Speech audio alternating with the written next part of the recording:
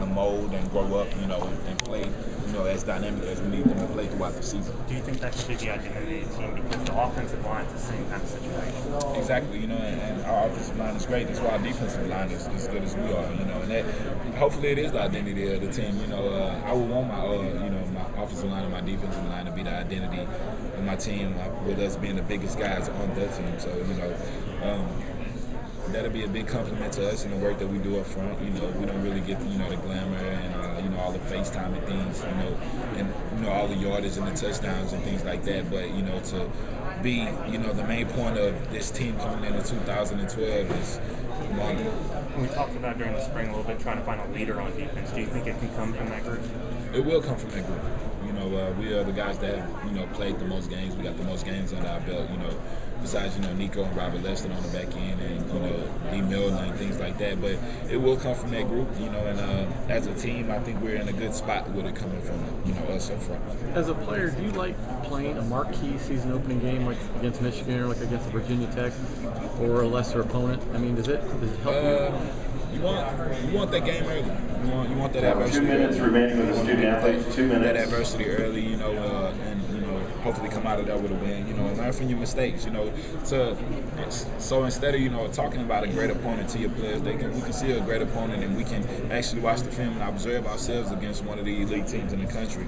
And that's going to help you throughout the season when you play a lesser opponent. If you can beat a Michigan, then I'm pretty sure you can go into some other people's buildings and beat them also. Does it excite you to play a team like Michigan? A marquee program in Big Ten. I mean, some of the things they've been saying about the same thing. Yeah. Get a chance to play Alabama. No doubt about it. I'm pretty sure they're looking forward to the challenge, and we're looking forward to the challenge also. I've never played against Michigan, one of the great historic programs in college football. So to be a guy that is in that game, I'm honored, to play in that game, and I'm going to come and put my best foot forward for my team, and may the best team win. Fans in Texas will see a lot more of the SEC than now that they've seen in the past if they're paying attention. What will they learn about the SEC when they start viewing it? They will see what they hear. What you hear about the SEC, with it being physical, and every game being competitive, and any given Saturday, a team can fall off, riding on their high horse, Ole Miss can come take them out, and things like that, as we've seen, in the previous years. So hopefully we can, live up to the hype that everybody gives us, throughout the radio shows and on ESPN, and things like that, and we can give them what they want to see. One last question about mentorship. Nick Saban talks about that a lot. Who was the people that took you under your wing when you got in, and who have you got under your wing now? At Alabama, it's more of a watch game than a talking game. You had guys like Rolando McClain and Javier Arenas that just worked at an incredible level. And to say that me and that guy sat down in the locker every day and had motivational speaking, that wouldn't be true. But to watch that guy work, under the adversity, at being a great player, sometimes you see a great player and you wonder why, do they even have the motivation to get better? They know they're going first round in the draft and, different things, different statistics like that. So to watch those guys come and perform every day, when I was a young guy that haven't put my time in on the field, why can I come perform every day?